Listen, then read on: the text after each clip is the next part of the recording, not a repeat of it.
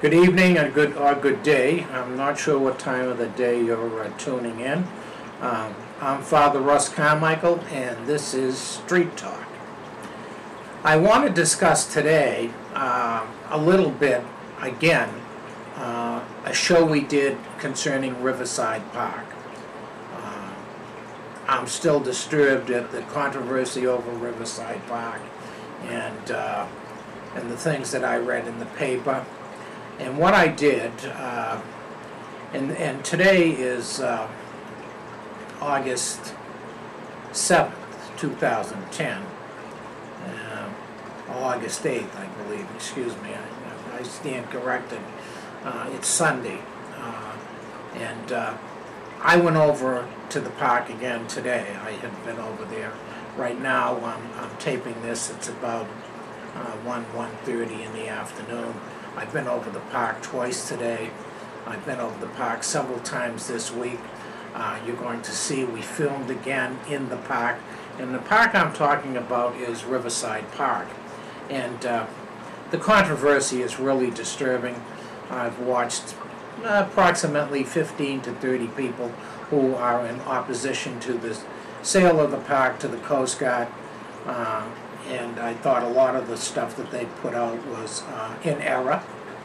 And the one thing we tried to do on this show, whether you like what we do on the show or whether you don't, we tried to give you an honest perception of what's happening. And sometimes we are the devil's advocate because we take sometimes opposite views of what's going on. And in this case, concerning the park, there were several things that we took opposition to. We were very disturbed in the beginning of the outrageous attacks on the Coast Guard. And we have interest in that, and I want to declare why. My youngest daughter is a lieutenant in the Coast Guard, a graduate of the Academy, my own personal youngest daughter. Okay, we have 4 other members that are, we have 4, I believe, enlisted, and then we have another officer behind Angie by 2 years. So we have, in my family around New England, several people that are connected with the Coast Guard and directly two that have gone through the Academy. So you could say I'm somewhat biased, and I moved to New London because of my daughter having been in the Coast Guard. She graduated 2007. I spent a lot of time at the Riverside Park, a lot of time over the 4 years that she was there. Because of visitations, if you know, they isolate those kids in training, which is their training program. So to be able to visit her, I had come across the country, and being a single parent, the only really way I could visit her while she was at the Academy was through the fence at the park occasionally. And I sometimes only for 10 or 15 minutes to say hello and things like that. And the first year that she was at the Academy, she got severely injured. In fact, we thought that she was going to have to be taken out and rest for a year and then go back in. But she's a tenacious young woman and wouldn't do that. And even though she absolutely shattered her wrist into a situation that had to be rebuilt, it was unbelievable. She managed to hang in there and did not lose a year or two, and went through the Academy and then graduated 2007. She was her graduating year with a relative that came in right behind her.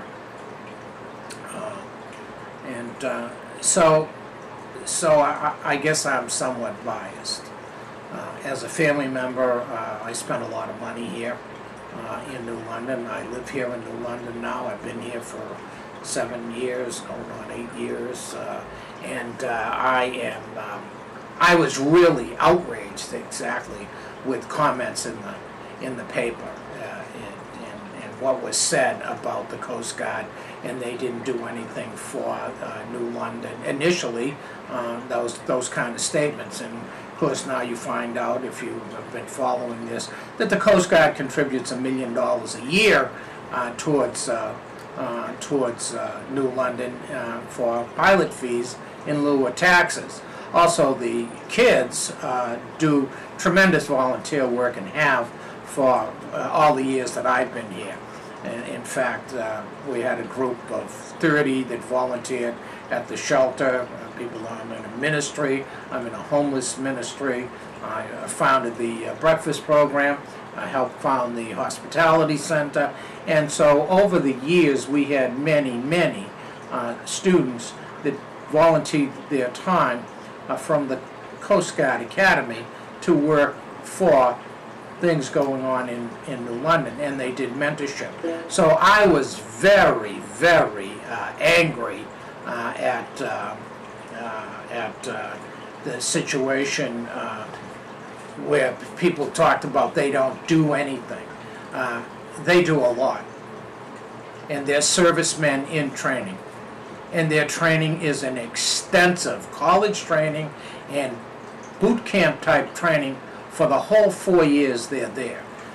Any one of the people that was who's opposed this, I mean, my anger towards the ones that are my age are such that they themselves wouldn't have been able to go through what the academy kids go through. So I am very biased in that perspective about what was said about the park. The other thing is the use of the park. I go to that park probably 3 times a week. At one time I probably went almost every day. There's nobody at that park. Very few people. When I say nobody, I don't mean it's non-existent. Occasionally you get cars driving through there. But I have seen little in the 7 years that I've been here use of that place. And it is usually in a deplorable situation. And it is now. It's not cleaned up now. People went down there, they cleaned it up initially when this controversy started, that the Coast Guard wanted it, and they ran down there, they cleaned it up, and they did all kinds of things down there to clean it up. They spent, I understand, $5,000 in the trash cans that are down there, in the toilet facility that's down there, in the 3 branches that are down there, and a couple of grills. The grills have not been used. 1 grill, I believe, has been used. And the benches are pristine, not used, and hardly anything in the trash things. So that kind of tells you how many people go there. This week I wanted to make sure, before I did another bit on the park, that I went down plenty of times to make sure that I could say there is nobody using the park. Now, we went down there, and the day I filmed, there were several cars that went by. All the cars were loaded, in the sense loaded, I'm saying 1 or 3 people, with elderly people taking a look through the park. No one got out and walked around. There was no play of children, and this is vacation time. We're in the middle of vacation time. No children have been down there. No people playing basketball. They fixed the basketball situation, the place up. Nothing has been done down there. So, I want to make sure. This week, I was down.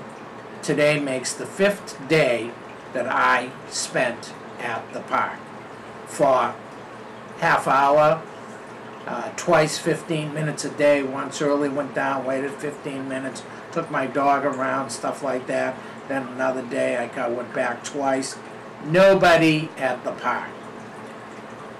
Children were playing basketball. About 3 blocks from the park, there was a group of kids playing basketball in the middle of the street. That's where they were playing.